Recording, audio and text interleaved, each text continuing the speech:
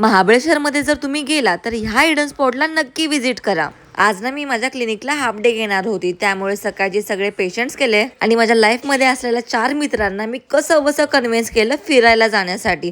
त्यातले 2 जण तयार झाले आणि मार्चंट असल्यामुळे आमच्या सीए मॅडम आणि गव्हर्नमेंट इंजिनियरनी कल्टी मारली. आणि लहानपणी ना मी कधीच डेंटल किट सोबत खेळले नव्हते, म्हणजे आपण भांडी कुंडी खेळायचं तसं. आणि ह्या काकांच्या शॉप मध्ये ना डेंटल किट होतं, पण ते खूप जुनं पुराणं होतं. सो तो प्लॅन स्किप केला आणि त्यानंतर मला एक खूप भारी दुकान भेटलं.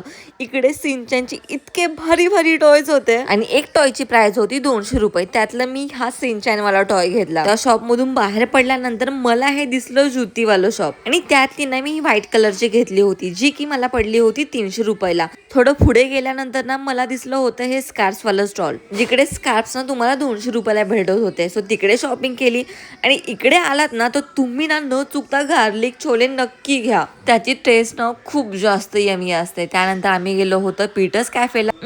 थोडं एक्सपेन्सिव्ह आहे, पण इथली वाईब खूप छान आहे. आम्ही इथून पिझ्झा आणि कॉफी घेतली होती, जी की टेस्टला ओके होती. बाकी ह्या ब्राऊन ड्रेसची तुम्हाला लिंक हवी असेल तर कमेंट मध्ये मेसेज करा. पुढे जाऊन आम्ही क्रॉकरी शॉप मध्ये थांबलो आणि तिथून मी ना हा सुंदर असा ब्राऊन वाला कप घेतला होता. त्यानंतर आम्ही गेलो होतो गो कार्टिंग करायला, आणि इथला ट्रॅक ना इतका खास नाहीये, याच्यापेक्षा चांगले ऑप्शन्स भरपूर आहेत. साताऱ्यात जाऊन डिनर केला आणि अशी होती माझी शॉर्ट अशी ट्रिप.